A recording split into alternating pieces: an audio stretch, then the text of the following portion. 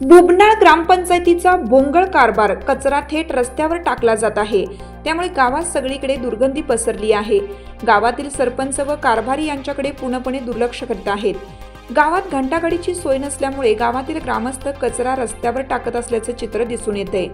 एकीकडे सगळीकडे कावीळची साथ पसरली आहे.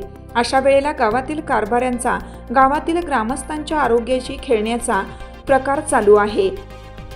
याकडे कोणीही लक्ष द्यायला तयार नाही. साथीचे आजार सगळीकडे पसरू नयेत म्हणून गावात स्वच्छता ठेवण्याची गरज आहे.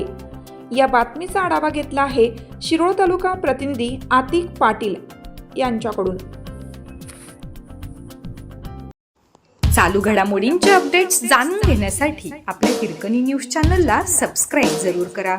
लाईक करा, कमेंट करा आणि शेअर करा. बेल आयकॉनवर प्रेस करा आणि नोटिफिकेशन्स मिळवा.